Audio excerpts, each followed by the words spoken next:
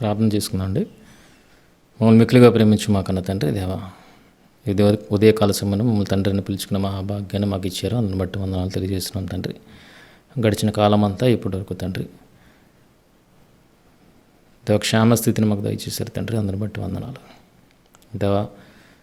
బ్రతికి ఉన్నామంటే దేవా మీ ఉద్దేశాన్ని నెరవేర్చుటకు గాను తండ్రి మీరు మాకు ఆయుష్ని ఇస్తున్నారు అన్న విషయాన్ని గుర్తిరిగిన వరముగా దేవ మా జీవితాలలో మీరు ఏదైతే ఆశిస్తున్నారో దాన్ని ఆచరణలో పెట్టే స్థితిని మాకు దయచేయమని ప్రార్థిస్తున్నాం తండ్రి.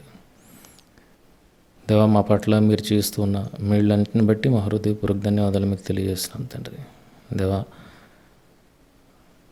మేము ఆలోచించక ముందనే అడగక ముందనే దేవా మా జీవితాలలో కావలసిన వాటన్నింటినీ మీరు సమకూరుస్తూ వస్తున్నారు తండ్రి. అందరిని బట్టి వందనాలు తెలియజేస్తున్నాం తండ్రి. దేవా ఇంటర్నెట్ విషయంలో మీరు చేసిన మేలుని బట్టి వందనాలు తెలియజేస్తున్నాం తండ్రి. అలాగే తండ్రి కరెంటు విషయంలో కూడా అంతరాయం లేకుండా సహాయం దయచేయండి దేవా. ఉన్నతమైన మీ మాటలను ధ్యానించడానికి మాకు ఇస్తున్న అవకాశాన్ని బట్టి వందనాలు తెలియజేస్తున్నాం తండ్రి. అలాగే తండ్రి ఈరోజు వాక్య ధ్యానంలోనికి వెలిచుంటుండగా తండ్రి మీదైన మాటలను మాకు అనుగ్రహించమని మిమ్మల్ని ప్రార్థిస్తున్నాం తండ్రి. దేవా అర్హత లేదు తండ్రి, మాకు కేవలం పాపులము తండ్రి దేవా. అయినప్పటికీ తండ్రి మీరు మమ్మల్ని నిలువబెడుతూ ఉన్నారు తండ్రి దేవా. మీ మహాకృపను బట్టి మేము మీ ఎదుట మీ సన్నిధిలో నిలుస్తున్నాం తండ్రి.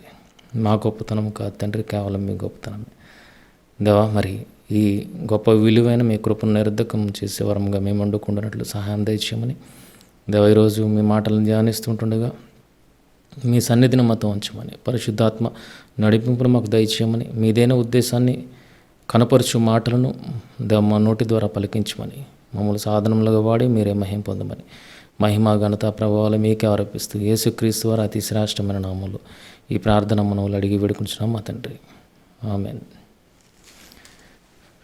మొదటిగా దేవుడిచ్చిన గొప్ప తరుణాన్ని బట్టి దేవాదేవునికి మన ప్రభువు రక్షకుడైన యేసుక్రీస్తు వారి నామంలో కృతజ్ఞతాస్తుతులు తెలియజేస్తున్నాను.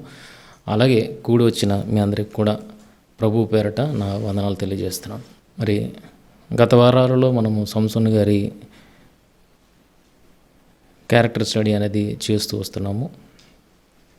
ఈ వారము కూడా ఆయన గురించిన కొన్ని మాటలను మనము ధ్యానించడానికి ప్రయత్నం చేద్దాం ప్రేమల వల్ల. లాస్ట్ వీక్ మనం ముగించినప్పుడు ఆత్మ ప్రేరేపణ అనేది ఆయనకి తెలియలేదా, ఆత్మ యెహోవా ఆత్మ ఆయన రేపుతున్నప్పుడు ఆయనకు అది తెలియలేదా, దాన్ని గుర్తించలేదా, గుర్తించిన వాడిగానే ఉన్నాడా అన్న విషయాన్ని మనం ప్రశ్నించుకొని ముగించుకున్నాం. కనుక ఈరోజు ఎప్పుడెప్పుడు ఆత్మ ఆయనను ప్రేరేపించింది అన్న విషయాన్ని ధ్యానించడానికి ప్రయత్నం చేద్దాం. అది ఆయనకు తెలుసా లేదో అన్నది మనము ఆలోచన చేద్దాం ప్రియమైన వాళ్ళ. 16వ అధ్యాయం న్యాయాధిపతుల గ్రంథము 16వ అధ్యాయము 16వ న్యాయాధిపతుల గ్రంథము 16వ అధ్యాయము 28వ వచనం నుండి మనం చూడగలిగితే, అప్పుడు సంసోను, యెహోవా ప్రభువా దయచేసి నన్ను జ్ఞాపకం చేసుకునము, దేవా దయచేసి ఈసారి మాత్రమే నన్ను బలపరచుము అన్న మాటని సంసోను గారు మాట్లాడుతున్నారు. దేవా ఈసారి మాత్రమే నన్ను బలపరచుము అని మాట్లాడుతున్నారంటే గతంలో బలపరిచినది ఎవరని సంసోను గారికి తెలుసు, దేవుడని సంసోను గారికి తెలుసు ప్రేమ వాళ్ళు. తనలో ఆ సామర్థ్యము ఉన్నదని ఆయన నమ్మట్లేదు. తనకు తానుగా ఏదైనా సాధించగలను అన్న ఆ నమ్మకాన్ని ఆయన కనపరచట్లేదు. కానీ దేవా నువ్వు బలపరిస్తేనే నేను బలమును అందుతున్నాను, ఏదైనా కార్యాన్ని సాధించగలుగుతున్నాను అన్న దృష్టికోణంతోనే ఆయన ఉన్నట్లుగా మనకి ఈ వచనాన్ని బట్టి కనబడుతుంది. ఏమనంటున్నాడు, దేవా దయచేసి ఈసారి మాత్రమే నన్ను బలపరచుము. గతంలో బలపరిచింది కూడా నీవే ప్రభువా, ఈసారి కూడా నన్ను బలపరచుము అన్న ఆలోచనను అక్కడ వ్యక్తపరుస్తున్నట్లుగా మనకు కనబడుతుంది ప్రేమ వల్ల. అంటే గతములో ఆయనను రేపింది కూడా యెహోవాయే అన్న విషయము ఎవరికి తెలుసు, సంసోను గారికి తెలుసు. దెలీలాతో ప్రస్తావిస్తున్నప్పుడు కూడా ఆయన బలము ఆయన సామర్థ్యము ఆయనలోనే ఉందా అని చెప్తున్నాడా ఆలోచించండి. ఆయన బలము నాలోనే ఉందని దెలీలాతో చెప్తున్నాడా, లేదే. సామర్థ్యము కలుగజేసిన వాడు దేవుడే అన్న విషయాన్ని అక్కడ తెలియపరుస్తున్నాడు. ఆ సందర్భాన్ని కూడా చూడగలిగితే 16వ అధ్యాయము 17వ వచనంలో చూడగలిగితే అప్పుడు అతడు 16వ అధ్యాయము 17వ వచనము, అప్పుడు అతడు తన అభిప్రాయం అంతయో ఆమెకు తెలియజేసి, నేను నా తల్లి గర్భము నుండి పుట్టినది మొదలుకొని దేవునికి నాజీరు చేయబడిన వాడనే ఉన్నాను. నా తల మీదకి మంగళకత్తి రాలేదు. నాకు క్షౌరము చేసిన ఎడల నా బలము నాలో నుండి తొలగిపోయి ఇతర మనుషుల్లో అవుదనని ఆమెతో అనెను. ఆయనకు తెలుసు ప్రియమైన, ఆయన బలము ఆయనలో లేదు అన్న విషయము ఆయనకి పూర్ణముగా ఎరుగుతాడు. ఆయన పూర్ణముగా ఎరుగుతాడు. అందుకే దెలీలాతో చెప్పగలుగుతున్నాడు. ఎలా అవుతాడంట? నేను నా తల మీదకి మంగళకత్తి రాలేదు. నాకు క్షౌరము చేసిన ఎడల నా బలము నాలో నుండి తొలగిపోయి ఇతర మనుషుల వలె అవుతునని ఆమెతో అనెను. ఇతర మనుషుల వలె అవుదునని ఆమెతో అనెను. అంటే ఆయనలో ఏమీ లేదు, సామర్థ్యం కలుగజేసేవాడు దేవుడే అన్న విషయాన్ని దెలీలాకు కూడా తెలియపరుస్తున్నాడు. ప్రేమన వల్ల కనుక ఆయన ఎరుగుతాడు. ఎప్పటి నుండి దేవుడు తన్ను రేపుతున్నాడన్న విషయాన్ని ఆయన ఎరుగుతాడు అన్న విషయాన్ని చూడగలిగితే ఆ విషయం కూడా అక్కడ రాయబడి ఉన్నది. ప్రేమన వల్ల న్యాయాధిపతుల గ్రంథము 13వ అధ్యాయము 24వ వచనం నుండి చూడగలిగితే, న్యాయాధిపతుల గ్రంథము 13వ అధ్యాయం 24వ వచనం నుండి చూడగలిగితే 24 రెండో మాట, ఆ బాలుడు ఎదిగినప్పుడు యెహోవా అతన్ని ఆశీర్వదించెను. ఆ బాలుడు ఎదిగినప్పుడు యెహోవా అతన్ని ఆశీర్వదించెను అని అంటే విశ్వాసాన్ని బట్టే ఆశీర్వదింపబడతారన్న విషయం గత వారంలో మనం మాట్లాడుకున్నాం. కనుక బాల్యము నుండి ఎవరి పట్ల సంసోను విశ్వాసం కలిగి ఉన్నాడు అనంటే యెహోవా పట్ల విశ్వాసాన్ని ప్రదర్శిస్తూ ఉన్నాడు, కలిగి ఉన్నాడు. దాన్ని బట్టి ఆశీర్వాదం పొందుతున్నాడు అన్నది మనం తెలుసుకున్న. ఆ విశ్వాసం ఎక్కడి నుండి పుణికిపుచ్చుకున్నాడు అనే విషయం చూడగలిగితే తల్లిదండ్రుల దగ్గర ఉంటాయి. కనుక ఆయన యెహోవాను బాల్యము నుండే యెహోవాను విశ్వసిస్తున్నాడంటే ఆయన మీద, ఆయన మాట మీద ఆధారపడుతూ వస్తున్నవాడుగా మనకి ఇక్కడ కనబడుతున్నాడు. అందుకే ఆయన ఆశీర్వాదాలను పొందుకున్నట్టుగా మనం చూడగలుగుతున్నాం. 25వ వచనం, మరియు యెహోవా ఆత్మ జొర్యాకును ఎస్తయేలుకును మధ్యనున్న మహనద్యానులో అతని రేపుటకు మొదలుపెట్టెను. ఎప్పటి నుండి రేపుటకు మొదలుపెట్టానండి? బాలుడే ఎదిగిన తర్వాత నుండి ఆయనను రేపుటకు మొదలుపెట్టను ఎవరు? యెహోవా ఆత్మ జొర్యాకును ఎస్తయేలుకును మధ్యనున్న మహనదానులో అతని రేపుటకు మొదలుపెట్టాను. రేపడం అంటే ఆలోచించండి మన వల్ల. ఎప్పటి నుండి రేపడం మొదలుపెట్టిందంటే యవ్వన దశ నుండి ఆయన్ని రేపడం అనేది మొదలుపెట్టిందంటే ఎప్పటి నుండి ఆయన ఎరుగుతాడు? ఎప్పటి నుండి ఆయన బలము దేవుని వల్ల బలము అనుగ్రహింపబడిందన్న విషయాన్ని తెలుసు ఆయనకి అనంటే యవ్వన కాలం నుండి ఆయనకు తెలుసు. అప్పటి నుండే ఆయనను యెహోవా ఆత్మ రేపుతుంది. దేని విషయమే రేపుతుంది? రేపడం అంటే ఏంటి అన్నది మనం ఆలోచించగలిగితే, సముద్రాన్ని మనం చూడగలిగితే గాలి ఏమీ లేదన్నప్పుడు అలలు ప్రశాంతంగా నిమ్మలంగా ఉంటాయి. కానీ గాలి ఎప్పుడైతే ఎగసి సముద్రము మీద పడుతూ ఉంటుందో అప్పుడు ఆ గాలి ఏం చేస్తుందంటే ఆ నీటిని లేవనెత్తుతుంది, అలా ఎగసి పడేటట్లుగా చేస్తుంది. యాకోబు పత్రికలో మన వచనాన్ని మనం చూడొచ్చు. యాకోబు పత్రిక 1వ అధ్యాయం 6వ వచనాన్ని చూడగలిగితే లాస్ట్ వీక్ మనం మాట్లాడుకున్నాం. సందేహించువాడు గాలి చేత రేపబడి ఎగిరిపడు సముద్ర తరంగములను పోలి అంటును. రేపడం అంటే ఏంటంటే నిమ్మలమ్మగా ఉన్న దానిని నిమ్మలమ్మగా ఉన్న ఆ తరంగాలను ఎగసి పడేటట్లు చేస్తుంది. గాలి చేత రేపబడి ఎగిరిపడు సముద్ర తరంగమును పోలి అంటును. నిమ్మలమ్మగా ఉన్న ఆ సముద్రపు నీటిని గాలి రేపుతున్నప్పుడు ఏమవుతుందంటే తరంగము, అది సముద్రపు అలలు ఎగసి పడతాయి. ప్రేమన వల్ల రేపకపోతే నిమ్మలమ్మగా ఉంటుంది, రేపితే ఎగసి పడుతుంది అన్న విషయము మనకి అర్థమవుతుంది. అలాగే పేతురు గారు కూడా రాస్తూ రేపడాన్ని గురించి మనం సందర్భాన్ని తెలుసుకుంటున్నాం. రేపడాన్ని గురించి పేతురు గారు రాస్తూ 2వ పత్రిక 1వ అధ్యాయము 14వ వచనాన్ని చూడగలిగితే నా గుడారమును త్వరగా విడిచిపెట్టవలసి వచ్చినని ఎరిగి నేను ఈ గుడారములో ఉన్నంత కాలము ఈ సంగతులను జ్ఞాపకం చేసి మిమ్మును రేపుట న్యాయమని ఎంచుకొనుచున్నాను. మిమ్మల్ని రేపుట న్యాయం అని జ్ఞాపకము రగులుస్తుంది ప్రేమ వల్ల, రేపుతుంది. ఏమన్నాడు? ఈ సంగతులను జ్ఞాపకము చేసి, ఈ సంగతులు మీకు జ్ఞాపకానికి వస్తే మీరు రేపబడతారు. అప్పటి వరకు జ్ఞాపకానికి రాకపోతే నిమ్మళముగానే ఉంటారు మీరు కూడా. కానీ పేతురు గారు, మీరు నిమ్మళముగా ఉండడానికి లేరు, మీరు ప్రభువు కొరకు పనిచేసేవారుగా చెల్లించేవారుగా మీరు ఉన్నారు. కనుక ఈ రేపడం అనేది ఏం చేస్తుందంటే చెల్లించని దాన్ని చెల్లింపజేసేదిగా చేస్తుంది. ప్రతిరోజు ఆదివారం ఎందుకు వాక్యాన్ని మనం వింటామంటే మనం ప్రభువు కొరకు రేపబడడానికి. ఒకవేళ మన జీవితం బాగోలేదంటే జీవితాన్ని మెరుగుపరుచుకోవడానికి అనునిత్యం వాక్యం మనల్ని రేపుతూ ఉంటుంది. ఏంటి నా బ్రతుకు ఎలా ఉంది, నేను బ్రతుకుతున్న బ్రతుకు కరెక్టేనా అని వాక్యం విన్నప్పుడు మనలో ప్రశ్న మొదలవుతుంది. ఇలాంటి బ్రతుకు నేను బ్రతకూడదు అని మనల్ని రేపుతూ ఉంటుంది. అంటే ఒక స్థితి నుండి మరొక స్థితికి మనల్ని కదిలింపజేస్తుంది, చెల్లింపజేస్తుంది అన్నది అక్కడ ఉద్దేశం.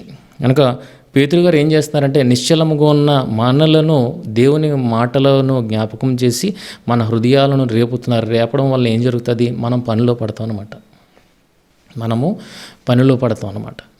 అదే వచనం మరలా చూడగలిగితే పేతురు రాసిన రెండో పత్రిక 1వ అధ్యాయం అయిపోయింది 14, 3:2 చూడగలిగితే, 2 పేతురు 3వ అధ్యాయం 2వ వచనాన్ని చూడగలిగితే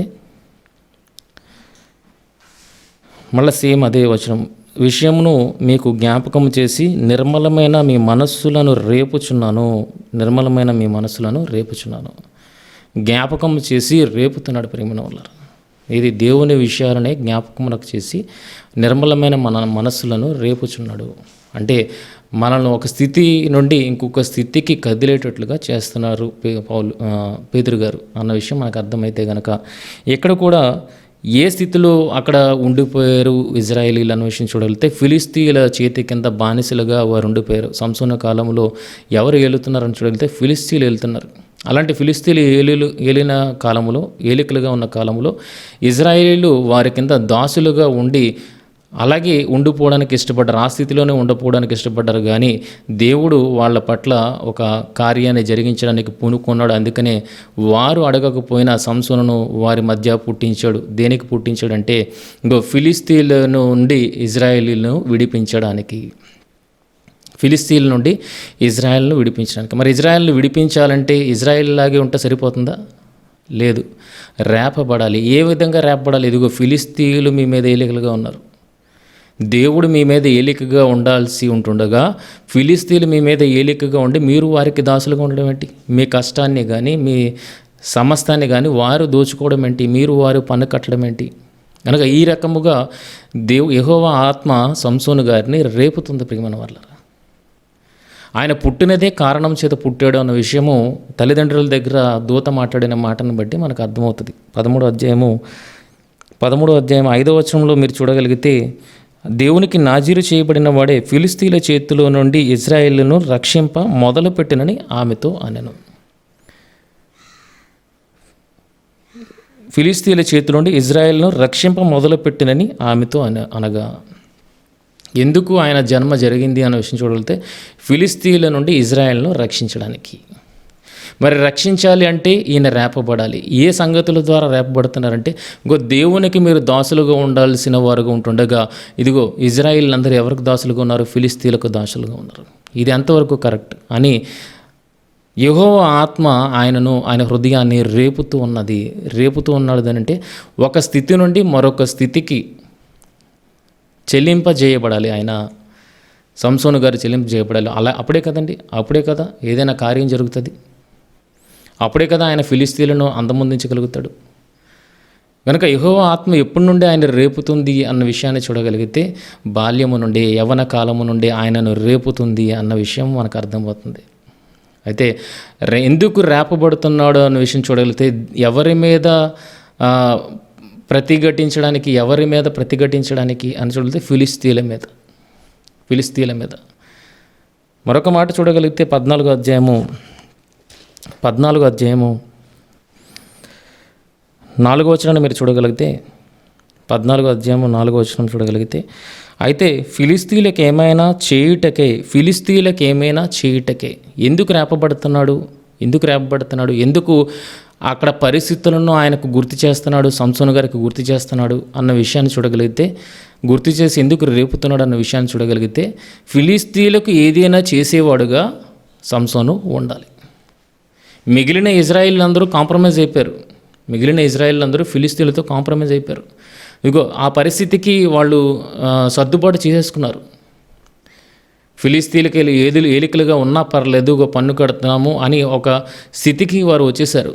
కానీ సంసోను ఆ రకమైన స్థితిలో ఉండడానికి దేవుడు ఇష్టపడట్లేదు, సంసోను కూడా ఇష్టపడట్లేదు. వారి నుండి విడుదల కావాలి, ఇజ్రాయెల్ని రక్షించాలి. అది దేవుని ఆలోచన.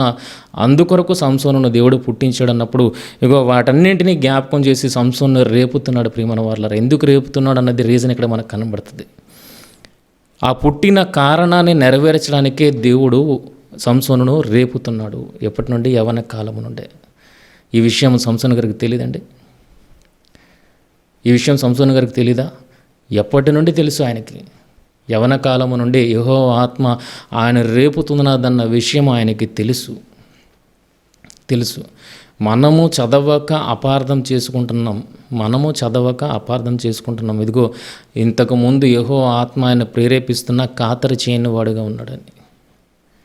సరిగా చదవక అపార్థానికి గురి చేస్తున్నాము. కానీ నిజానికి మొత్తం అంతటిని ధ్యానంలోనికి తీసుకోగలిగితే ఎప్పటి నుండి ఆ విషయాన్ని సంసోను గారు ఎరుగుతారన్నది మనం గమనించగలిగితే యవ్వన స్థితి నుండే యెహోవా ఆత్మ ఆయన ప్రేరేపిస్తుందన్న విషయానికి తెలుసు. ఎందుకంటే విశ్వాసం ఆయన ఎవరి మీద ఉంచాడు? ఎటువంటి రోజుల్లో ఉంచాడు? ఫిలిస్తీన్లు ఏలికలుగా ఉండి వారిని అనగదొక్కుతున్న ఆ కాలంలో ఆయన ఎవరి మీద విశ్వాసం ఉంచాడు? యెహోవా మీద విశ్వాసం ఉంచి ఆశీర్వాదాలను పొందుకుంటున్నవాడు, ఆయన మీదే ఆధారపడుతున్నవాడు. కనుక తనకు స్వతహాగా ఏదో ఉన్నదని నమ్మి ముందుకు వెళ్ళట్లేదు. ప్రియమైన వాళ్ళారా, ఇదిగో నాకు బలం ఉన్నది, ఆ బలము దయచేస్తున్నవాడు దేవుడే అని నమ్మి ముందుకు వెళ్తున్నాడు. ఇది సంసోను గారిని గురించి చెప్పబడుతుంది. ఆయనకు తెలుసు, ఆయన ఆత్మ ప్రేరేపిస్తుందన్న విషయం ఆయనకు తెలుసు. కనుక ఈ సందర్భంలో 4వ వచనాన్ని మీరు చూడగలిగితే, అయితే ఫిలిస్తీన్లకు ఏమైనా చేయుటకే యెహోవా చేత అతడు రేపబడినన్న మాట అతని తల్లిదండ్రులకు తెలుసుకొనలేదు. ఎందుకు రేపుతున్నాడు? ఫిలిస్తీన్లకు ఏదైనా చేయడానికి. ఎందుకు సంసోనుని యెహోవా ఆత్మ రేపుతుంది అని చూడగలిగితే, ఫిలిస్తీన్లకు ఏమైనా చేయుటకే, అంటే దేవుడు కూడా సందర్భాన్ని వెతుకుతున్నాడు అన్నట్టుగా మనకు కనబడుతుంది. ఫిలిస్తీన్లతో ఆయన పోరుకి వెళ్ళడానికి దేవుడు కూడా ఏదో ఒక సందర్భాన్ని వెతుకుతున్నట్టుగా మనకు కనబడుతుంది. అందుకే సంసోను గారిని రేపుతున్నట్టుగా కనబడుతుంది. సరైన టైం కోసం ఎదురు చూస్తున్నట్టుగా కనబడుతుంది. ఆలోచించండి ప్రియమైన వాళ్ళారా. కనుక ఇక్కడ 4వ వచనాన్ని బట్టి చూడగలిగితే, ఫిలిస్తీన్లకు ఏమైనా చేయుటకే యెహోవా చేత అతడు రేపబడినన్న మాట అతని తల్లిదండ్రులు ఏం లేదండి తెలుసుకొనలేదు. ఎందుకు రేపబడుతున్నాడంటే ఫిలిస్తీన్లకు వ్యతిరేకంగా రేపబడుతున్నాడు. ఎందుకు రేపబడుతున్నాడంటే ఇజ్రాయేల్ను వారి చేతుల నుండి రక్షించడానికి. కనుక ఈ విషయాన్ని ఎప్పటి నుండి సంసోను గారికి తెలుసు అంటే ప్రారంభం నుండి తెలుసు. కానీ ఇదంతా మనం ఈ విషయాన్ని ఆలోచించకుండా మనం ఏ విషయాలు, అనవసరమైన విషయాలను మనం ఆలోచిస్తాము అన్నది మనం చూడగలిగితే ఈరోజు సమాజం కూడా అక్కడే ఆగిపోయింది. అనవసరమైన విషయాలను ఆలోచిస్తూ అక్కడే నిలిచిపోయింది. కానీ అవసరమైనది పట్టించుకోవడం మానేసింది. ప్రియమైన వాళ్ళారా, ఏంటి అవసరమైనది? యెహోవా ఒక పక్క నుండి ఆయన రేపుతున్నాడు ఫిలిస్తీన్ల మీద పగ తీర్చుకోవడానికి. ఆ కార్యము పక్క నుండి జరుగుతూనే ఉంది. కానీ మనము దేనిని పట్టించుకుంటున్నాము?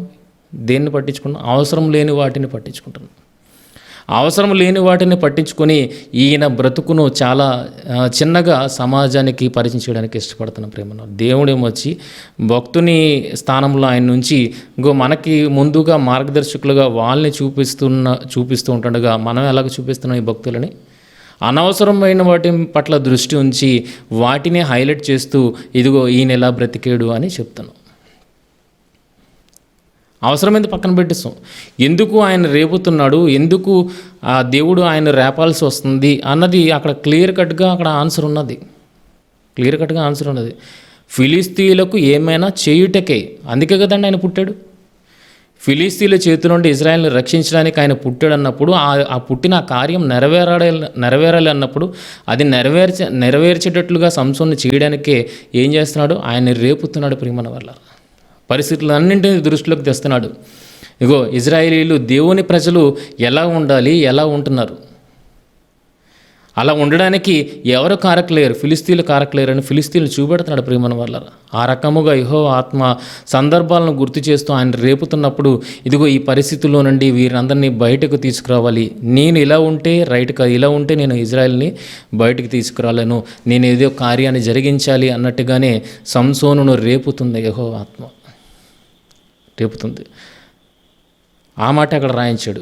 ఈ ఫిలిస్తీన్లకు ఏదైనా చేయుటకే సంసోను రేపబడుచున్నాడు అన్న సంగతి తల్లిదండ్రులకు ఎరుగలేదు. ఈరోజు మనము కూడా దాన్ని ఎరుగని వారముగా ఉండిపోయాం. ప్రియమైన వల్ల అనవసరమైన విషయాలను పట్టించుకుంటున్నాం, కానీ అవసరమైనది పట్టించుకోవడం మానేసాం. ఏంటి అవసరమైనది అంటే, ఈ సందర్భంలో మీరు చూడగలిగితే 14వ అధ్యాయము 15వ అధ్యాయాన్ని మీరు చూడగలిగితే జరుగుతున్నది ఒకటి ఉంది, గొప్ప కార్యము జరుగుతూ ఉన్నది. ఆ గొప్ప కార్యము దేవుని చేత ఆయన జరిగిస్తున్నాడు, సంసోను గారు జరిగిస్తున్నాడు. దానిని మనం దృష్టించకుండా వేరే ఈ వేటినో మనం దృష్టిస్తూ, ఇదిగో ఈయన జీవితం ఇలాగున్నది, ఈయన యెహోవా ఆత్మను గుర్తించిన వాడుగా ఉన్నాడు, దేవుడు ఎన్నిసార్లు తప్పు మార్గాన్ని నడిపించినా మరలా దేవుని కృప ఆయన వెంబడిస్తూనే ఉంది, ఆయన దేవుని కృపను తెలుసుకునేవాడుగా ఉన్నాడని మనమే పిచ్చి పిచ్చి మాటలు మాట్లాడుతున్నాం. ప్రియమైన వాళ్ళారా, సరిగా అవగాహన లేక వాక్యాన్ని గ్రహించుకోక మనమే పిచ్చిగా మాట్లాడుతున్నాం. కానీ సంసోను గారు ఆ సందర్భంలో చేయాల్సిన కార్యాన్ని అంతా చేసుకుని వెళ్ళిపోతున్నాడు. అది మాత్రం మనం గుర్తించట్లేదు. పనికిరాని మాటలను మనం ప్రస్తావిస్తూ ఆయన జీవితాన్ని దిగజార్చే వారముగా ఈరోజు మనం నించున్నాం. ప్రియమైన వాళ్ళారా, మనం ఎంతవరకు వాక్యాన్ని పరిశీలిస్తున్నాం ఒకసారి ఆలోచించండి. ఈ సందర్భాన్ని మీరు చూడగలిగితే 4వ వచనంలో మనకి ఏమర్థమైందంటే, ఫిలిస్తీన్లకు ఏమైనా చేయుటకే సంసోనును దేవుడు రేపుతున్నాడు అన్న విషయం తల్లిదండ్రులకు అర్థం కాలేదు. అయితే ఎందుకు దేవుడు రేపుతున్నాడంటే, ఫిలిస్తీన్లకు ఏదైనా చేయాలని. ఎందుకు ఫిలిస్తీన్లకు ఏదైనా చేయాలి? వాళ్ళు శత్రువులు కనుక, ఇజ్రాయేలుకు శత్రువులు కనుక, ఇజ్రాయేల్ను అనగదొక్కుతున్నారు కనుక, ఇజ్రాయేల్ సంపదను దోచుకుంటున్నారు కనుక, ఇంకో దేవుని జనాంగం వారి చేత దోచబడ్డం ఏంటి అని దేవుడు ఆలోచించి ఏం చేశారంటే సంసోను గారిని పుట్టించాడు. పుట్టించిన కారణము ఆయన జీవితంలో నెరవేరాలి కనుక దేవుడు ఆయన్ని రేపుతున్నాడు. మరి రేపబడగా ఏమేమి జరిగాయో ఇక్కడ సందర్భాలను మనం చూడగలిగితే, ఏది మనం ఆలోచించాలి, ఏది మనం ఆలోచించే అవసరం లేదు అన్నది మనకి క్లియర్ కట్గా అర్థమవుతుంది. ఇప్పుడు మన ఆలోచనలన్నీ ఎక్కడుండిపోయో ఆలోచించండి. మన ఆలోచనలన్నీ ఎక్కడ మనం నిలిపేసామో ఒకసారి గమనించండి. సంసోను గారు మాత్రం తన పుట్టుకకు కారణమైన చర్యలన్నింటినీ చేసుకుని వెళ్ళిపోతున్నాడు. దానిని మనం గమనించడం మానేసాం. కానీ ఏదైతే అనవసరమో దాన్నే పట్టుకొని మనం వేలాడుతున్నాం. ప్రేమను వల్ల ఈ సందర్భాలన్నింటినీ చూడగలిగితే సమాజం ఏది చూడాల్సింది పోయి ఏది చూస్తుందన్నది మీకు ఇక్కడ కనపరుస్తాను. 5వ వచనం చూడగలిగితే 14వ అధ్యాయం 5వ వచనంలో ఇక్కడ ఫిలిస్తీన్ల కుమార్తెను ఆయన చూస్తాడు, ఇష్టపడిన తర్వాత తల్లిదండ్రులతో విషయాన్ని చెప్తాడు. విషయాన్ని చెప్పిన తర్వాత, ఒప్పించిన తర్వాత తల్లిదండ్రులతో పాటు తిమ్నాతు ప్రాంతానికి ఆయన ప్రయాణమే వెళ్తాడు. తిమ్నాతు ప్రాంతానికి ప్రయాణమే వెళ్తున్నప్పుడు ద్రాక్ష తోటల దగ్గరకు వచ్చినప్పుడు ఏం జరుగుతుందంటే 5వ వచనము, అప్పుడు సంసోను తన తల్లిదండ్రులతో కూడా తిమ్నాతునకు పోయి తిమ్నాతు ద్రాక్ష తోటల వరకు వచ్చినప్పుడు కొదమసింహము అతని ఎదుట బొబ్బరించుచు వచ్చెను. కొదమసింహం అనగానే యంగ్ లయన్ అన్నమాట. యంగ్ లయన్, కొదమసింహము. ఒక యవనంలో ఉన్న ఆ సింహము వచ్చింది, అతని ఎదుటికి బొబ్బరించి వచ్చాను. యెహోవా ఆత్మ అతనిని ప్రేరేపింపగా సింహాన్ని చంపడం విషయంలో కూడా ఎవరు ప్రేరేపణను అక్కడ ఆయన చూస్తున్నారని చూడలితే యెహోవా ఆత్మ అతన్ని ప్రేరేపించింది. ఆయన సామర్థ్యం ఉన్నట్టుగా నమ్మట్లేదు, కానీ ఎవరు ప్రేరేపణతో ఆ సామర్థ్యాన్ని పొందుకుంటున్నారన్న విషయాన్ని సంసోను గ్రహిస్తున్నారు అన్న విషయాన్ని చూడగలిగితే ఇక్కడ మనకు కనబడుతుంది. యెహోవా ఆత్మ అతన్ని ప్రేరేపింపగా అతని చేతిలో ఏమీ లేకపోయినను, ఒక సగటు మనిషి సింహాన్ని చంపాలంటే ఏదో ఒక ఆయుధాన్ని చేత పట్టుకునేవాడుగా ఉండాలి, ఆయుధంతోనే ఎదుర్కోవాలి. కానీ ఇక్కడ తను యెహోవా ఆత్మ అతను ప్రేరేపింపగా అతని చేతులు ఏమీ లేకపోయినను ఒకడు మేకపిల్లను చీల్చినట్లు అతడు దాన్ని చీల్చాను. ఇది ఎవరికి సాధ్యమవుతుందండి? ఒక సామాన్య మనిషికి అది సాధ్యమవుతుందా? దేవుని సహాయం ఉంటేనే అది సాధ్యమవుతుందా? అప్పటివరకు ఎన్ని సంగతులు ఆయన చూసి ఉండలేదు, ఎన్ని సందర్భాలు అలాంటివి ఆయనకి ఆ గ్రామంలో కానీ ఆ పరిసర ప్రాంతాల్లో కానీ ఎదురై ఉండొచ్చు. కనుక అలాంటి పరిస్థితుల్లో నా దగ్గర ఎటువంటి ఆయుధము లేకపోయినా, ఎటువంటి సాధనము లేకపోయినా సింహాన్ని చీల్చివేశానంటే ఎవరి వలన చీల్చివేశానని ఆయనకు అర్థమవుతుంది. యెహోవా ప్రేరేపించడం వల్లే ఈ సాధ్యపడింది. కనుక విషయం తెలుసు ప్రియమైన వల్ల సంసోను గారి గ్రహింపులోనికి లేనిది కాదు, ఇది గ్రహింపులో ఉన్నది. ఎప్పటి నుండి? యవ్వన కాలము నుండే యెహోవా ఆత్మ ఆయన ప్రేరేపిస్తుందన్న విషయం ఆయనకు తెలుసు. యెహోవా ఆత్మ అతను ప్రేరేపగా అతని చేతులు ఏమీ లేకపోయినను ఒకడు మేకపిల్లను చీల్చినట్లు అతడు దాన్ని చీల్చెను. అతడు తాను చేసినది తన తల్లితోనైనను చెప్పలేదు. ఇక్కడ సింహాన్ని చంపడం వెనుక ఎవరి హస్తం ఉంది అన్న విషయాన్ని చూడగలిగితే దేవుని హస్తం ఉన్నది అన్నది మనకి క్లియర్ కట్గా అర్థమవుతుంది. సింహాన్ని చంపడం విషయంలో ఎవరి హస్తం ఉన్నది అని చూడగలిగితే దేవుని హస్తము సంసోను గారిని బలపరిచింది అన్నది క్లియర్ కట్గా మనకి ఇక్కడ కనబడుతుంది. అయితే ఇది కాసేపు పక్కన పెడదాం. పక్కన పెట్టి అలా కిందకి వెళ్ళిపోతే కనుక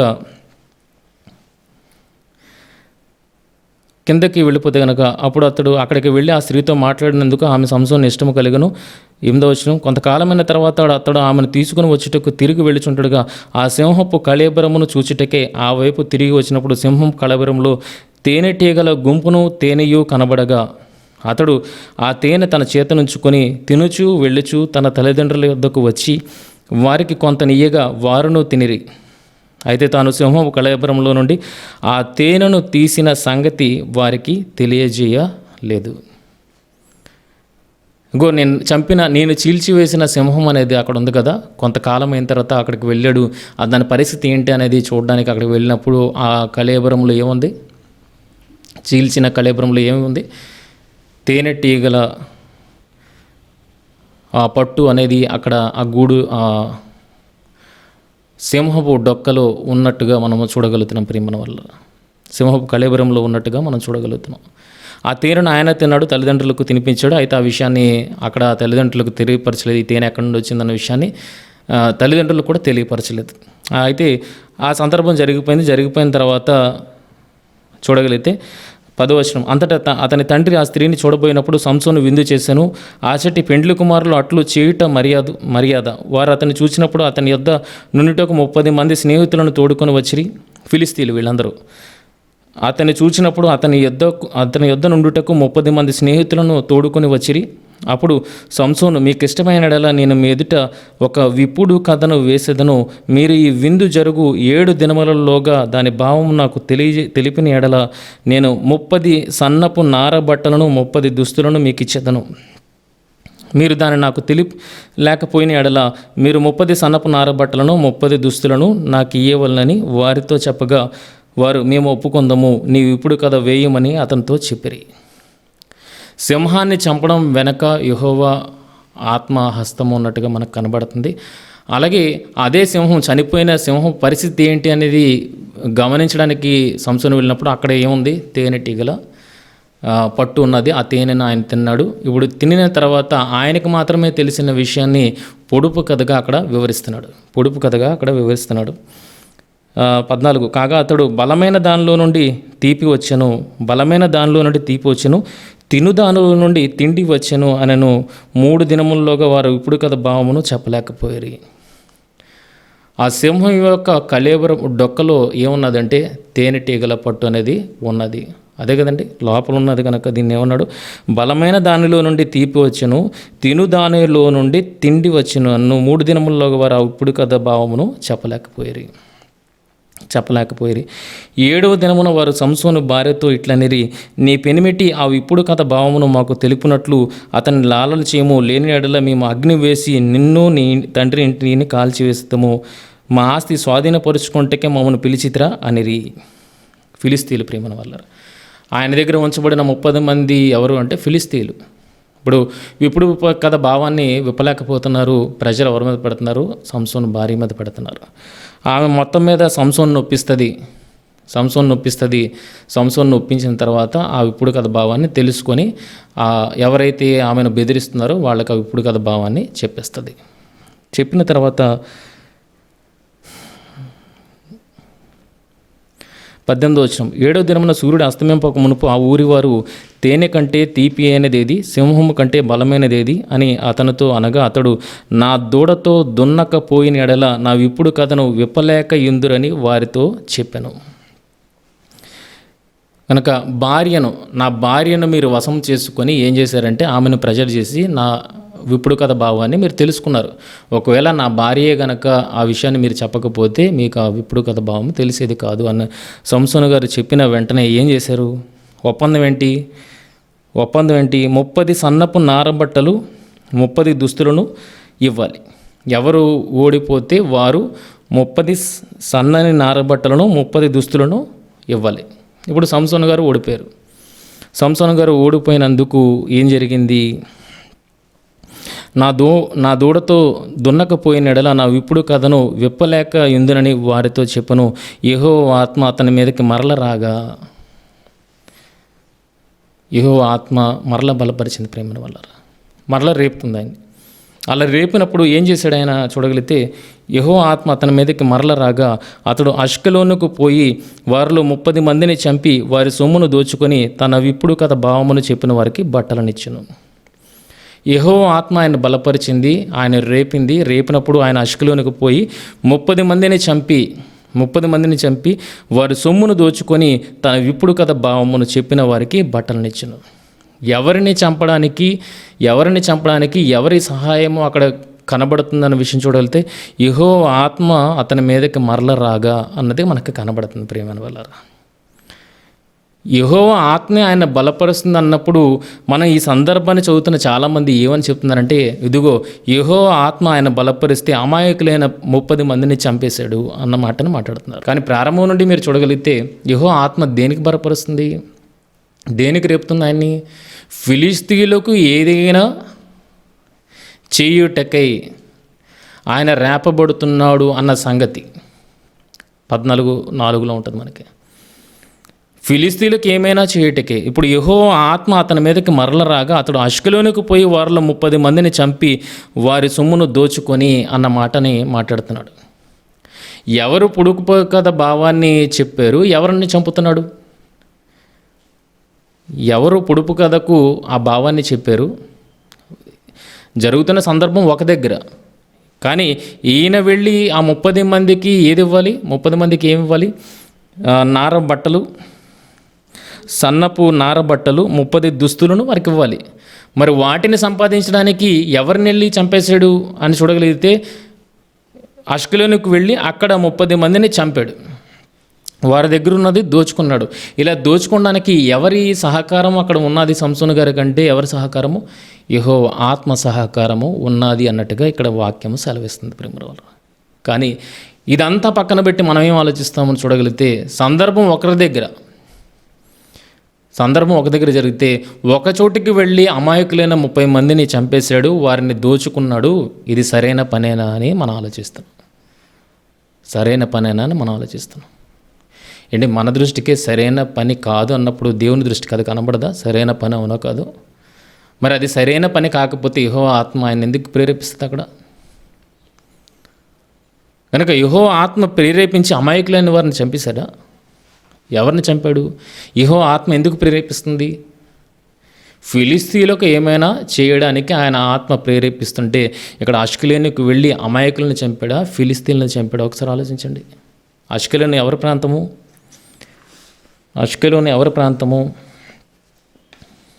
అని చూడగలిగితే 2 సమూయేలు 1వ అధ్యాయము 20వ వచనాన్ని మీరు చూడగలిగితే అక్కడ అష్కెలోను ఎవరి ప్రాంతము, అష్కెలోనులో ఎవరున్నారన్న విషయము క్లియర్ కట్గా మనకు అర్థమైపోద్ది. దాన్ని బట్టి సంసోను గారు అమాయకులను చంపాడా లేకపోతే దేవుడి ఆలోచన ప్రకారము శత్రువులను చంపాడా అన్న విషయము మనకు అక్కడ అర్థమవుతుంది. 2 సమూయేలు 1వ అధ్యాయము 20వ వచనాన్ని మీరు చూడగలిగితే ఫిలిస్తీయుల కుమార్తెలు సంతోషింపకుండునట్లు ఫిలిస్తీన్ల కుమార్తెలు సంతోషింపకుండానట్లు, సున్నతి లేని వారి కుమార్తెలు జయమని చెప్పకుండానట్లు ఈ సమాచారము గాతులో తెలియజేయకుడి, అష్కెలోను వీధులలో ప్రకటన చేయకుడి. అష్కెలోను వీధులలో ప్రకటన చేయకూడదు. ఎవరి ప్రాంతం ఇది? ఎవరి ప్రాంతము అని కనబడుతుంది ఇక్కడ? ఫిలిస్తీన్ల ప్రాంతము. ఫిలిస్తీన్ల ప్రాంతము. మరొక రిఫరెన్స్ని మనం చూడగలిగితే మొదటి సమయంలో 6వ అధ్యాయము 17వ వచనాన్ని మీరు చూడగలిగితే, మొదటి సమయంలో 6వ అధ్యాయం 17వ వచనం చూడగలిగితే, అపరాధ అర్థమైన అర్పణగా ఫిలిస్తీన్లు చెల్లించిన బంగారపు గడ్డలు ఏవనగా అష్టోదు వారి నిమిత్తం ఒకటి, గాజా వారి నిమిత్తం ఒకటి, అష్కెలోను వారి నిమిత్తం ఒకటి, గాతు వారి నిమిత్తం ఒకటి, ఎక్రోను వారి నిమిత్తము ఒకటి. ఫిలిస్తీన్లు 5 పట్టణాలు, 5 మహాపట్టణాలు కలిసి అది ఫిలిస్తీన్ల దేశముగా ఇంతకు ముందు మనం మాట్లాడుకున్న సందర్భాల్లో మనం చెప్పుకున్నాం. ఫిలిస్తీన్ల దేశముగా అది ఉండి అదొక రాజ్యముగా కొనసాగుతుందన్న విషయం మనం తెలుసుకున్నాం. 5 సర్దార్లు ఉంటారు. 5 మహాపట్టణాలకి 5 సర్దార్లు ఉంటారు. అదొక కూటమి. ఫిలిస్తీన్ల దేశం అనేది ఒక కూటమి అన్న విషయాన్ని మనం గత సందర్భాలలో మనం మాట్లాడాం. ఈ 5 కూటముల్లో 5 పట్టణాల్లో ఉన్న ఒక పట్టణం పేరు ఏంటని చూడగలిగితే అష్కెలోను వారి నిమిత్తము ఒకటి. దీన్ని బట్టి ఏమర్థమవుతుంది? మొదటి సమూయేలు 6:17 వచనాన్ని బట్టి మనకి ఏమర్థం అవుతుంది? అష్కెలోను ఎవరి ప్రాంతం అని అర్థమవుతుంది? అష్కెలోను ఎవరి ప్రాంతం అని అర్థమవుతుంది? ఫిలిస్తీన్ల ప్రాంతము అని అర్థమవుతుంది. కనుక అష్కెలోనులో ఎవరిని చంపాడు సంసోను గారు? అష్కెలోనులో ఎవరిని చంపాడు సంసోను గారు? 30 మంది ఫిలిస్తీన్లను చంపాడు. ప్రియమైన వాళ్ళ అలా ఇజ్రాయెల్ శత్రువులైన ఫిలిస్తీన్లను చంపడానికి ఎవరి ప్రేరేపణ తోడ్పడిందంటే యెహోవా ఆత్మ ప్రేరేపణ తోడ్పడింది. ఇవన్నీ పక్కన పెట్టేస్తున్నాం. ఇదిగో సంసోను తాను పుట్టిన కారణాన్ని నెరవేరుస్తున్నాడు యెహోవా ఆత్మ ప్రేరేపణతో. దానంతటిని పక్కన పెట్టి ఏమని మాట్లాడుతున్నా, ఏమని అర్థం చేసుకుంటున్నా, ఏ అనవసరమైన ప్రస్తావనను తీసుకుని వస్తున్నావు అంటే, ఇదిగో 30 మంది అమాయకులను చంపేశాడు, వారిని దోచుకున్నాడు. 30 మంది అమాయకులను చంపలేదు, వారిని దోచుకోలేదు. ప్రియమైన వారు, దోచుకున్న వారినే దోచుకున్నాడు. ఇజ్రాయెల్ని ఎవరు దోచుకుంటున్నారు? ఫిలిస్తీన్లు దోచుకుంటున్నారు.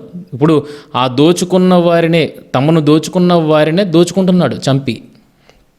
కనుక ఇక్కడ ఏం చేస్తున్నాడంటే యెహోవా కార్యాన్ని నెరవేరుస్తున్నవాడుగా సంసోను కనబడుతున్నాడు. ఇదంతా మనం పక్కన పెట్టి ఏ అనవసరమైన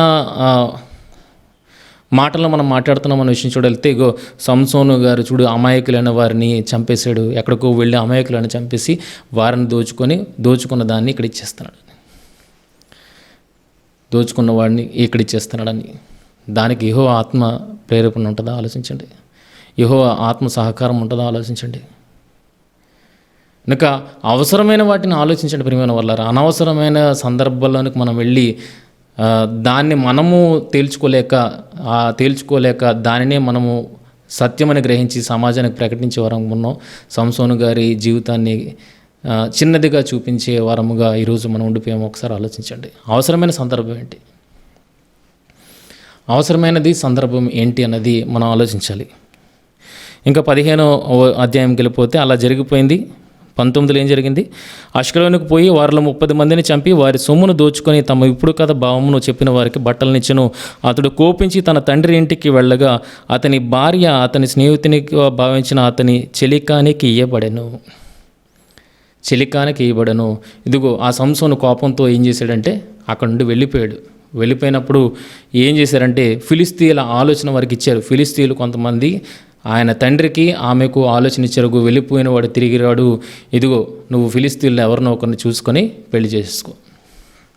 అలాగని ఫిలిస్తీన్లు ఆలోచన ఇచ్చినప్పుడు ఏం చేశాడు? 20 అతడు కోపించి తన తండ్రి ఇంటికి వెళ్ళగా అతని భార్య అతడు స్నేహితునిగా భావించుకున్న అతని చెలికానికి ఇయ్యబడెను. అతని భార్య అని అంటే సంసోనికి భార్య అయిపోయింది ఆమె. సంసోనికి భార్య అయిపోయింది ఆమె. అటువంటి తన భార్యను ఫిలిస్తీన్లలో ఒకడికి ఇచ్చి పెళ్లి చేసుకున్నాడు. ఏ ఒక్కరూ వెయిట్ చేద్దామన్న ఆలోచనను ఆయనకు ఇవ్వలేదు. అంటే పొడుపు కథ భావాన్ని చెప్పినందుకు వాళ్ళకి ఏదైతే లెక్క ప్రకారం ఇవ్వాలో వాటిని ఇచ్చేశాడు. ఇచ్చేశాడు. అయితే కోపంతో వెళ్ళిపోయాడు. వాళ్ళు ఏం సర్ది చెప్పాలి కదా, మరలా తిరిగి వస్తాడులే అని సర్ది చెప్పాల్సింది పోగా ఆయన భార్యను తీసుకొని వేరొక ఫిలిస్తీయులకు ఇచ్చి పెళ్లి చేసేసాడు ప్రేమైన వాళ్ళ. అయితే 15 అధ్యాయం చూడగలిగితే, కొన్ని దినములైన తర్వాత గోధుమ కాలమున సంసోను మేకపిల్ల ఒకటి తీసుకొని తన భార్యను చూడవచ్చి, అంతఃపురంలో ఉన్న తన భార్య వద్దకు నేను పోదును అనుకునగా ఆమె తండ్రి లోపలికి అతన్ని వెళ్ళనీయక నిశ్చయముగా నీవు ఆమెను ద్వేషించుతూ అనుకుని నీ స్నేహితునికి ఆమెని చితిని, ఆమె చెల్లెలు ఆమె కంటే చక్కనైతే కాదా, ఆమెకు ప్రతిగా ఈమె ఉండవచ్చును చిత్తగించుమనను. అప్పుడు సంసోను, నేను ఫిలిస్తీయులకు హాని చేసిన ఎడల వారి విషయంలో నేను ఇప్పుడు నిరపరాధినై యుందునని వారితో చెప్పి, వారిని స్నేహితులుగా భావించాడు. ఆ స్నేహితులుగా భావించిన వారు పొడుపు కథ చెప్పగా ఒప్పందం ప్రకారము వారికి బట్టలనిచ్చాడు, దుస్తులనిచ్చాడు, నార బట్టలనిచ్చాడు. ఏది చేయలేదు చెప్పండి? స్నేహితుడుగా భావించాడు, వారి పట్ల చేయాల్సిన మర్యాద చేశాడు. అలాంటిది ఆయన సంసోను భార్య అయిన ఆమెను అలాగే సంసోను కొరకు నిలపవలసింది పోగా ఎటువంటి ఆలోచన వాళ్ళు ఇచ్చారు? ఎందుకు ఫిలిస్తీన్ల మీద తిరగబడుతున్నాడు అంటే, ఫిలిస్తీన్లు అట్టి ఆలోచన వారికి ఇవ్వబట్టే ఆయన తండ్రి ఏం చేశాడు? ఫిలిస్తీన్లో ఒకనికి సంసోను భార్యనిచ్చి కట్టబెట్టాడు. అందుకే ఎవరి మీద కోపం చూపెడుతున్నాడు ఇక్కడ విషయం చూడగలిగితే 3వ వచనం, అప్పుడు సంసోను నేను ఫిలిస్తీన్లకు హాని చేసిన ఎడల వారి విషయంలో నేను ఇప్పుడు నిరపరాధిని ఉందునని వారితో చెప్పి. ఏంటి, సంసోను గారికి న్యాయాన్యాయాలు తెలియవు అన్న మాటను మనం మాట్లాడుకుంటున్నాం. యెహోవా ఆత్మ ఒకందుకు ఆయనకి సపోర్ట్ చేస్తే ఆయన చేశాడు, అమాయకులైన వారిని చంపేశాడు, ఆయనకి న్యాయం అనేది తెలియదు అని మనం మాట్లాడుకుంటున్నాం. కానీ సంసోను గారికి న్యాయాన్యాయాలు తెలుసు ప్రియమైన వల్ల, న్యాయాన్యాయాలు తెలుసు. తన భార్య అన్నప్పుడు తన కొరకు నిలువ పెట్టాల్సింది పోగా వేరొకరికి ఇచ్చి పెళ్లి చేసేయడం ఏంటి? దానికి స్నేహితులుగా నిలిచిన వారు ఫిలిస్తీన్లందరూ దానికి వత్తాసు పలకడం ఏంటి? ఇది సంసోను గారికి నచ్చలేదు. ఈ చర్య ఫిలిస్తీన్లు చేపట్టిన చర్య గనక ఆయన ఏమంటున్నాడు? 3వ వచనం, అప్పుడు సంసోను నేను ఫిలిస్తీన్లకు హాని చేసిన ఎడల వారి విషయంలో నేను ఇప్పుడు నిరపరాధిని ఎందునని వారితో చెప్పి. ఫిలిస్తీన్లు ఎడితే ఈయన న్యాయంగానే ప్రవర్తించాడు. కానీ ఫిలిస్తీన్లు ఈయన పట్ల అన్యాయముగా ప్రవర్తించారు గనక సంసోను అంటున్న మాట, హాని చేసినలా వారి విషయంలో నేను ఇప్పుడు నిరపరాధినై ఉందునని వారితో చెప్పి. న్యాయం తెలుసు ప్రియమైన వాళ్ళ, సంసోను గారికి న్యాయము తెలుసు. అమాయకులైన వారి మీద పడి చంపి దోచుకునే అన్యాయస్తుడు సంసోను కాదు. న్యాయాలు విచక్షణ జరిగేవాడు, న్యాయాధిపతి అండి ఆయన పేరేంటి? న్యాయాధిపతి అన్నప్పుడు న్యాయ విచక్షణ లేకుండా ఎవరిని పడితే వాళ్ళని చంపేస్తాడా? అందువరకు యెహోవా కూడా సహకరిస్తాడా? ఆలోచించండి. లేదు ప్రియమైన వల్ల. కనుక న్యాయాన్ని బట్టి ఆలోచిస్తున్నాడు. నేను ఫిలిస్తీన్లకు హాని చేసిన ఎడల వారి విషయంలో నేను ఇప్పుడు నిరపరాధిని ఉందని వారితో చెప్పి పోయి 300 నక్కలను పట్టుకొని దివిటీలను తెప్పించి తోకను త్రిప్పి 2 తోకల మధ్యన ఒక్కొక్క దివిటీ కట్టి ఆ దివిటీలో అగ్ని మండజేసి ఫిలిస్తీన్ల గోధుమ చేలలోనికి వాటిని పోనిచి పనల కుప్పలను, పైరులను, ద్రాక్ష తోటలను, ఒలివ తోటలను తగులబెట్టెను. ఏం చేశాడు? ఫిలిస్తీన్ల ఆస్తిని, ఆహారాన్ని నాశనం చేస్తున్నట్టుగా ఇక్కడ మనకు కనబడుతుంది. ఇక్కడ కూడా ఎవరి హస్తం ఉన్నది అన్న విషయం చూడగలిగితే, ఆయనకి ఎవరి సహకారంగా ఉన్నారన్న విషయం చూడగలిగితే దేవుని ఆత్మ సహకారం ఉన్నదన్న విషయం ఖచ్చితంగా చెప్పచ్చు. 300 నక్కలను పట్టుకోవడం అంటే చిన్న మాట. ఆలోచించండి, 300 నక్కలు. అవి మనిషిని చూస్తేనే పారిపోతాయి. అలాంటిది వాటిని ఎదుర్కొని అలా పరిగెడుతున్న వాటిని పట్టుకొని 2 వెనుక తోకలు కట్టడం అంటే అది చిన్న మాట. ఆలోచించండి, అది సాధ్యపడుతుందా? అలాంటిది 300 నక్కలను ఆయన పట్టుకోగలిగాడంటే ఆయన సామర్థ్యంతో ఆయన పట్టేసుకోగలుగుతాడు. ఆలోచించండి, ఆయన సామర్థ్యంతో ఆయన పట్టించుకోగలడా? లేదు ప్రియమైన వల్ల. ఇక్కడ కూడా దేవుని హస్తము ఉన్నది అన్న విషయం మనకు అర్థమవుతుంది.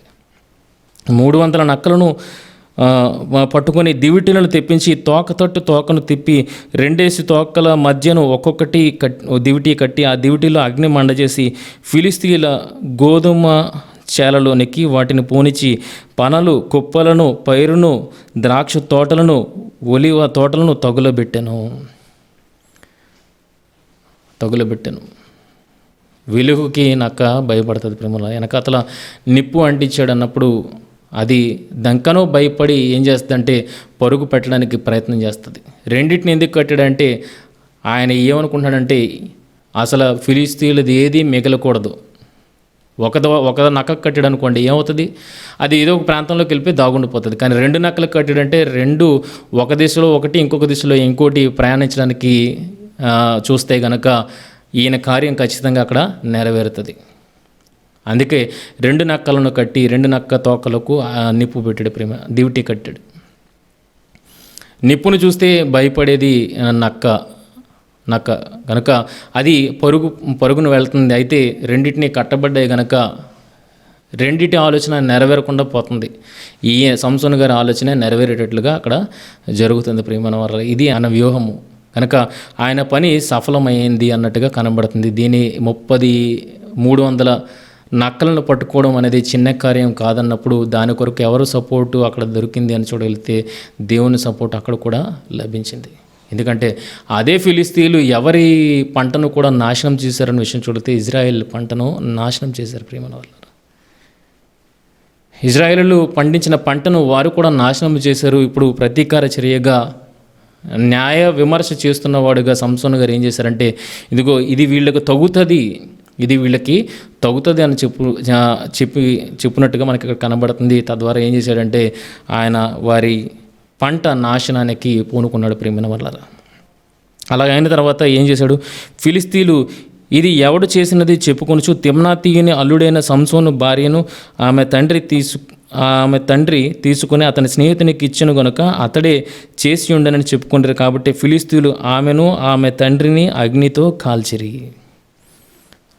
ఆలోచించాలి కదండి, మేం చేసింది తప్పు కదా, చేసిన తప్పుకు శిక్ష లభించింది కదా అన్న ఆలోచన ఫిలిస్తీన్లు ఉండకపోగా ఇంకా ఏం చర్య చేపట్టారు అని అంటే తన భార్యగా ఉన్న ఆమెను ఆమె తండ్రిని కాల్చి వేసినట్టుగా కనబడుతుంది ఫిలిస్తీన్లు.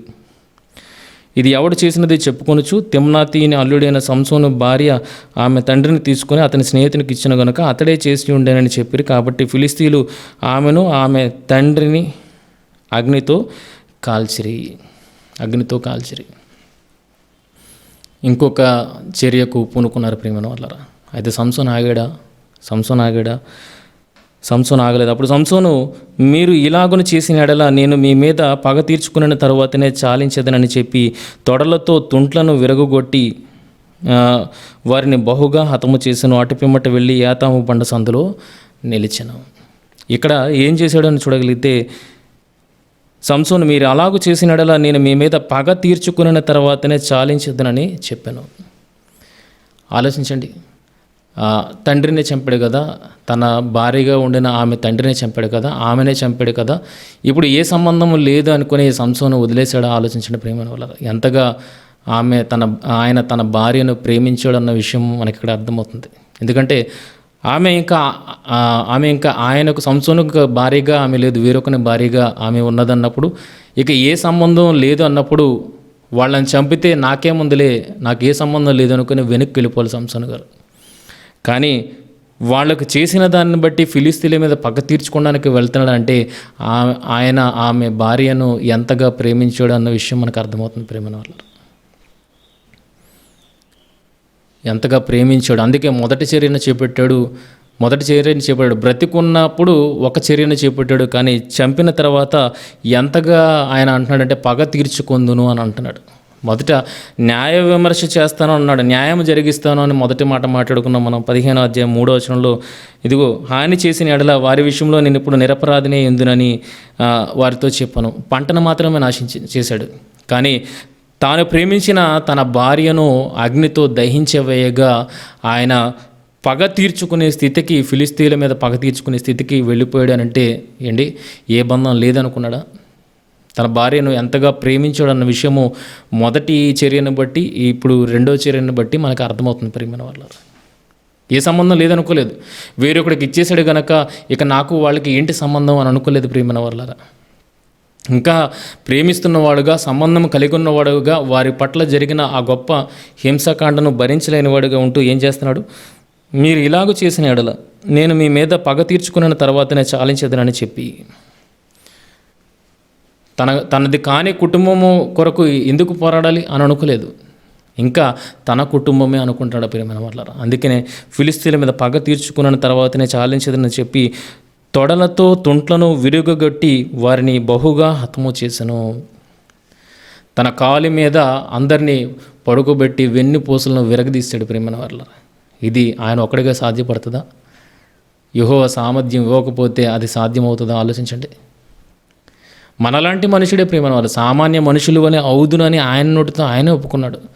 మరి సామాన్య మనుషుల వలె అవుదును అన్న ఆయన తన తొడల మీద వాళ్ళ నడుములను విరుగుగొట్టేంత ఆ స్థితి ఎలా సాధించగలిగాడు అనంటే యెహోవా ఆత్మ సహాయం చేత కాదంటారా?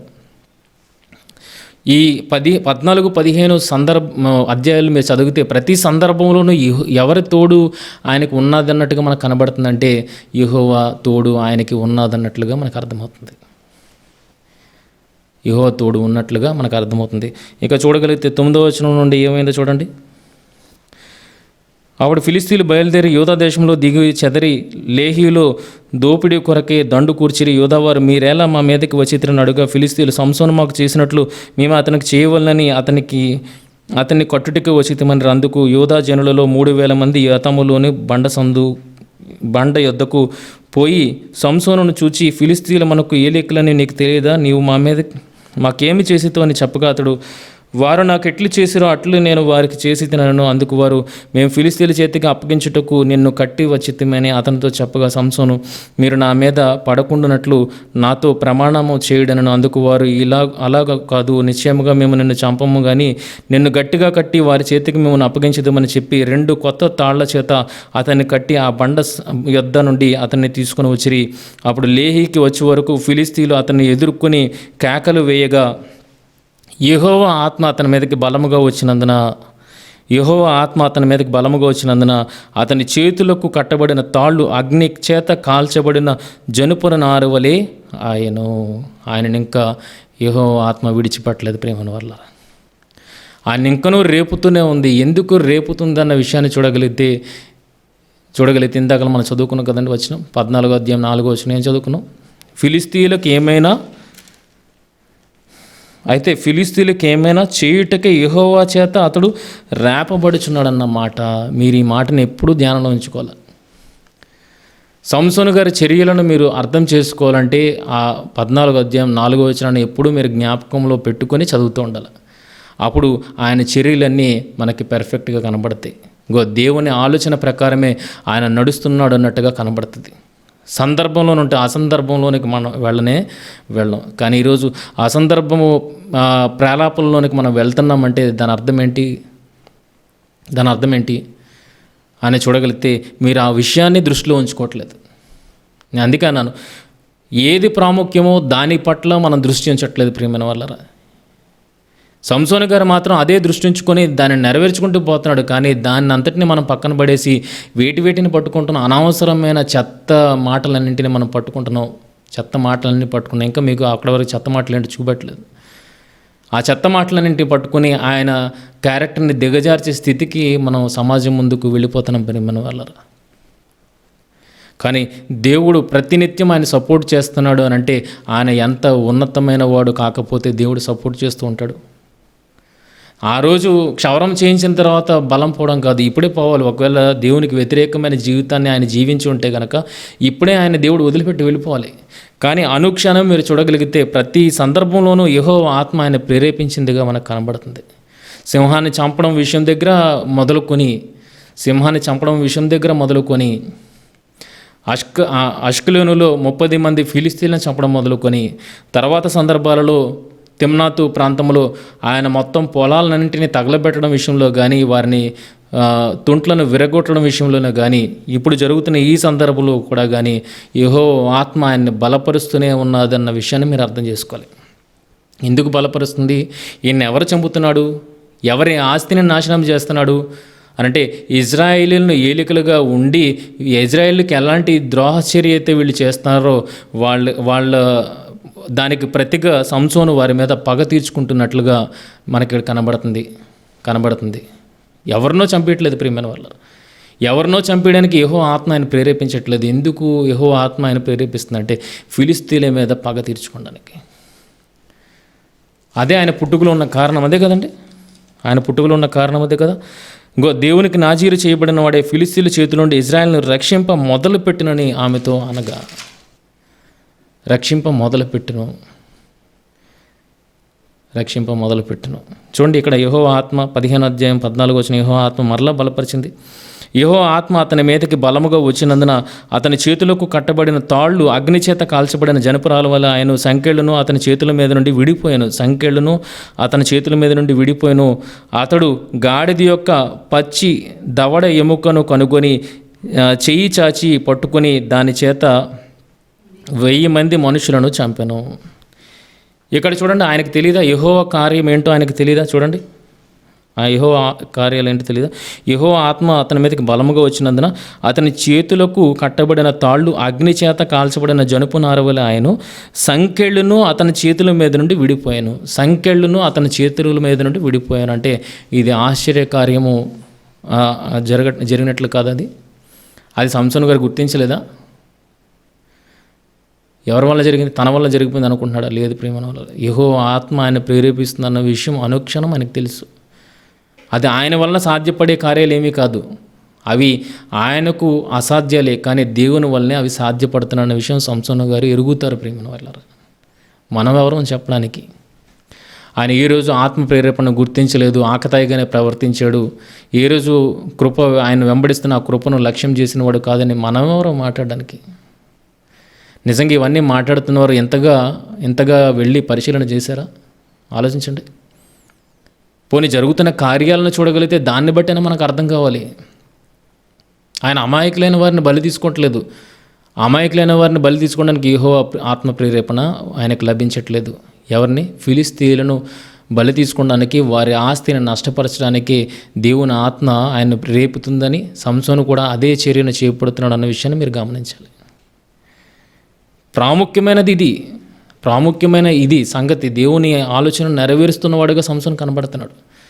కానీ అవసరం లేని విషయాల్లోనికి మనము తలదూర్చి మనం తప్పు చేయడమే కాకుండా ఎవరి కూడా తప్పు చేశారని చెప్తున్నారు. సంసోను గారు తప్పు చేశారు అని ఆయన చరిత్రను దిగజార్చే వరముగా మనం ఉన్నాం ప్రేమ వాళ్ళు. కానీ దేవుడు ఎలా చూపెడతాడు? ఆయన్ని ఉన్నతముగా, ఒక భక్తుడిగా ఆయన్ని చూపెడతాడు. ఉన్నతమైన న్యాయాధిపతిగా ఆయన్ని మనకు కనపరుస్తున్నాడు.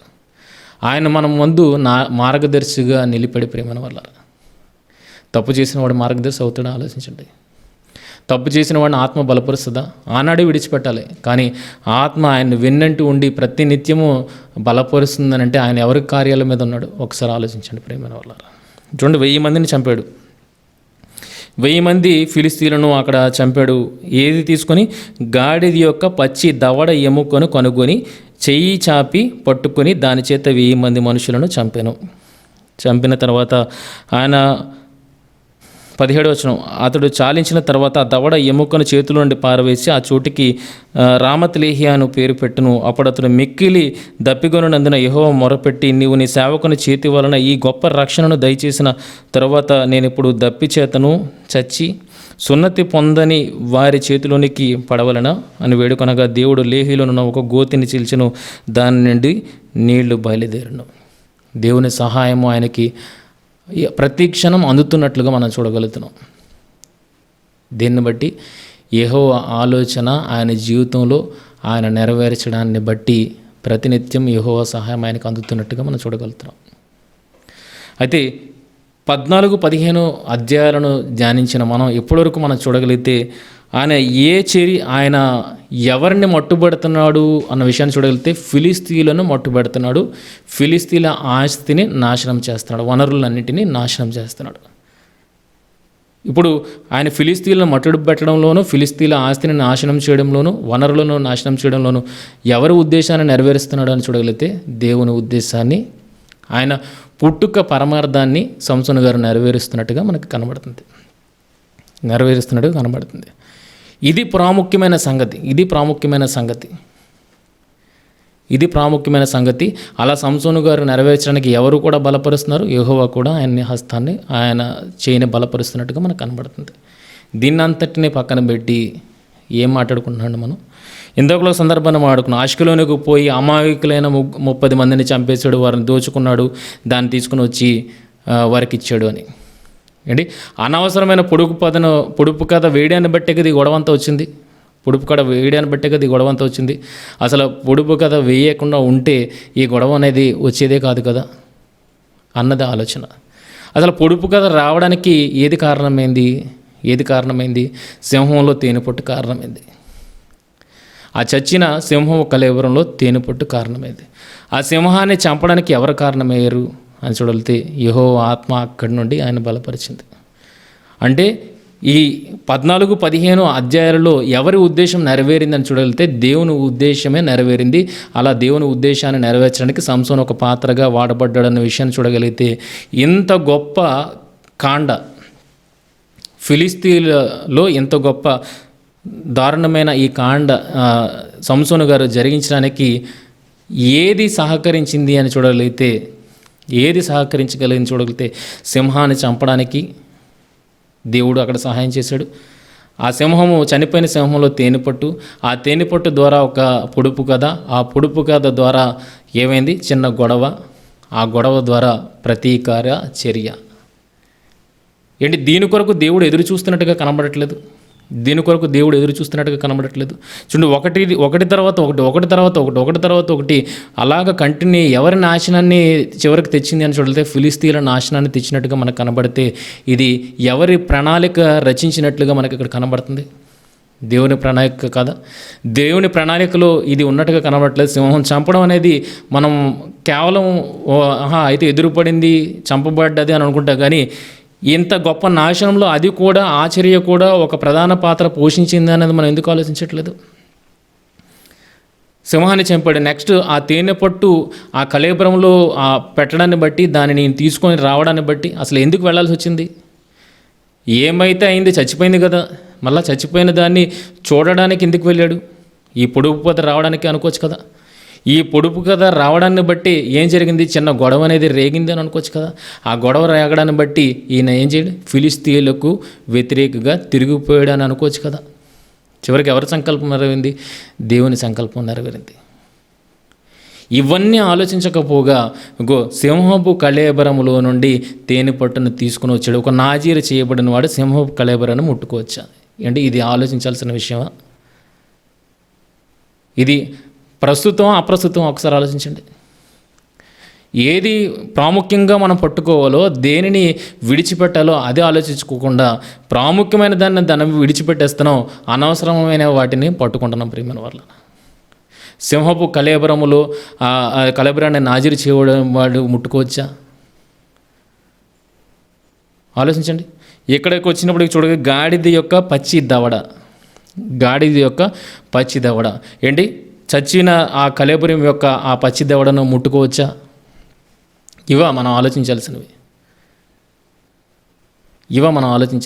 అమాయకులని వారిని చంపేశాడని ఇక్కడ పొడుపు కథ వేయకుండా ఉంటే బాగుండు కదా, ఈ గొడవంతా వచ్చేది కాదు. అసలు దేవుడే ఎదురు చూస్తున్నాడు సందర్భం కోసం.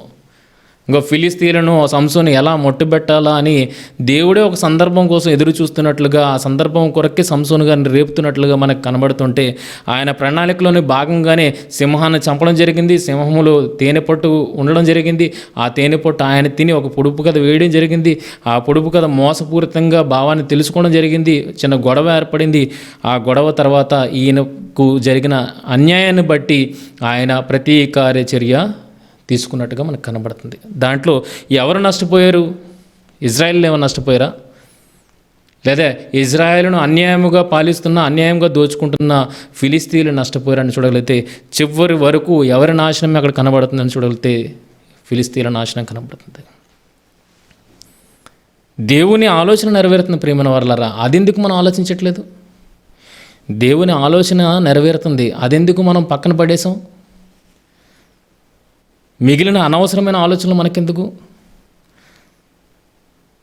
ఆ తేనె పట్టుది లేకపోతే ఈ గొడవ రేగదా? గొడవ రాకపోతే ఫిలిస్తీన్లు చంపబడేవారా? దేవుని ఉద్దేశం నెరవేరదా? కనుక దేవుని ఉద్దేశం నెరవేరడానికి ఇవన్నీ దోహదపడ్డాయి అన్నట్టుగా మనం ఎందుకు ఆలోచించకూడదు? గాడిద దవడ పట్టుకోవడంలో తప్పే ఉంది ప్రేమన వల్ల? సింహపు కళేబరంలో తేనె పట్టు తీసి తినడంలో తప్పే ఉంది? చిన్న చిన్న వాటిని ఆలోచిస్తున్నాం ఏంటి? అమాయకులైన వారిని చంపాడు అని మనం అనుకుంటున్నాం. ఇవన్నీ చిన్న విషయాలు, కానీ జరుగుతున్నది చూడగలిగితే దేవుని గొప్ప ప్రణాళిక సంసోను గారు తన జీవితంలో నెరవేరుస్తున్నట్టుగా మనకి ఇక్కడ కనబడుతుంది. అందుకే చెప్పాను, ఏది అవసరమో ఏది ప్రాముఖ్యమో దాన్నే ధ్యానించడానికి ప్రయత్నం చేద్దాం ప్రేమల వల్ల. సంసోను గారు దేవుని ఆలోచన మేరకే కార్యాలను కొనసాగిస్తున్నారు. న్యాయాధిపతి అన్నాడు. న్యాయం తెలియనివాడు న్యాయాధిపతి ఎలాగవుతాడు చెప్పండి? కనుక 15వ అధ్యాయం 3వ వచనంలో కానీ 15వ అధ్యాయం 7వ వచనంలో కానీ ఎవరిని బట్టి ఈయన అడుగు వేశాడంటే ఫిలిస్తీన్లను బట్టి ఈయన అడుగు వేశాడు. ఈయనది ఫస్ట్ అడుగు కాదు. ఫిలిస్తీన్లు ఆయన పట్ల ద్రోహచర్య చేశారు కనుక ఈయనది నెక్స్ట్ స్టెప్ అయింది. వాళ్ళు మొదటి స్టెప్. అన్యాయంగా ఈయన ఏం పడిపోలేదు, వాళ్ళ మీద అన్యాయంగా పడిపోలేదే.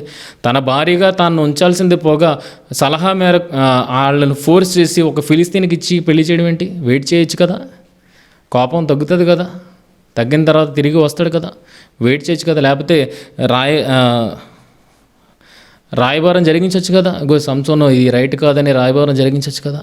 ఇవన్నీ చేయలేదు. వెళ్ళి ఆయన భార్యను తీసుకొని ఫిలిస్తీన్లో ఒకనికి అప్పచెప్పారంటే ఇది ఎవరు అన్యాయంగా ప్రవర్తించింది సంసోను పట్ల? సంసోనా ఫిలిస్తీన్లు? ఆలోచించండి. కనుక మొదటి అడుగు వారే వేశారు, వారి నాశనానికి మొదటి అడుగు వారే వేశారు. రెండవదిగా సంసోను అడుగు వేశాడు ప్రేమనవర, న్యాయమైన అడుగే.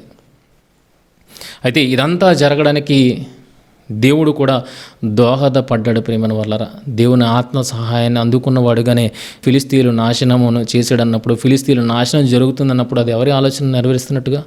సంసోను దేవుని ఆలోచన నెరవేరుస్తున్నట్టుగా మనకి కనబడుతున్నప్పుడు ఇది మెయిన్గా మనం ఆలోచించాల్సిందే. కానీ దేవుని కార్యాన్ని సంసోను ఒక పాత్రగా, దేవుని పాత్రగా నెరవేర్చాడన్నది ఆలోచించాలే కానీ ఈ చిన్న చిన్న విషయాలను మనం ఆలోచనలోనికి తీసుకొని రాకూడదు ప్రేమన వల్ల. సింహం కళేబరంలో తేనె ఉన్నది. సింహం కళేబరాన్ని ముట్టుకోవడం ఏంటి? నాజీరు చేయబడినవాడు సింహం కళేబరాన్ని, అలాగే గాడిద కళేబరాన్ని, గాడిద పచ్చి దవడ అప్పుడే మాంసం అమ్ముకున్నారు.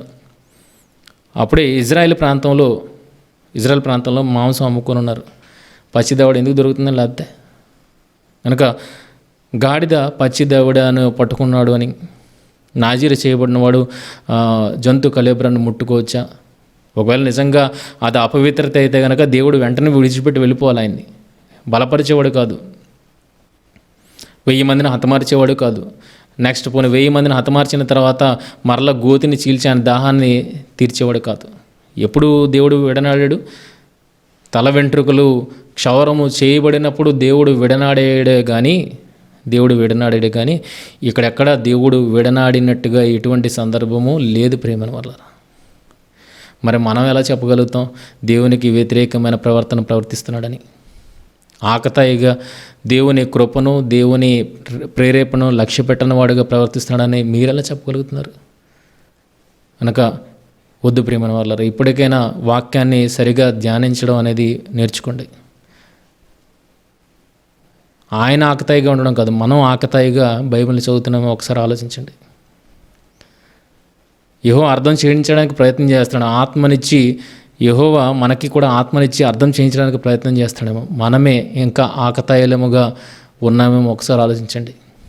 ఏదో చెప్పేయాలి సమాజానికి, ఏదో వివరణ ఇచ్చేయాలి అని మనమే ఉన్నాము. నిర్లక్ష్య వైఖరితో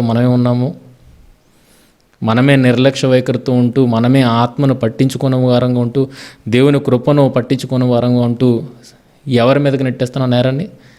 సంసోను గారి మీదకి నెట్టేస్తున్నాం.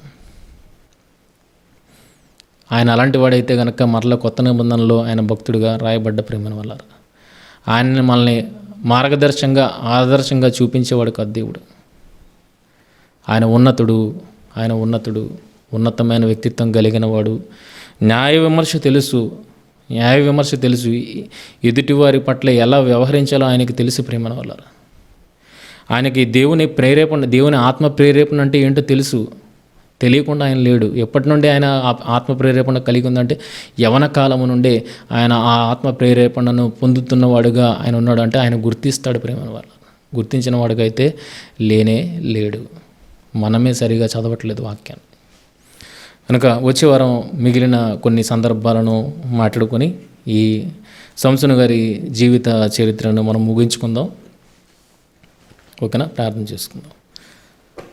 మమ్మల్ని మిక్కిలిగా ప్రేమించు మా కన్న తండ్రి, అనేకమైన విషయాలను మాకు తెలియజేస్తున్నారు తండ్రి. దేవా, జరుగుతున్న ప్రతి సందర్భాన్ని బట్టి దేవా మీ ప్రణాళిక ఏమైందో అన్నది మేము ఆలోచన చేయగలిగే వారముగా ఉండుటకు సహాయం దయచేయండి.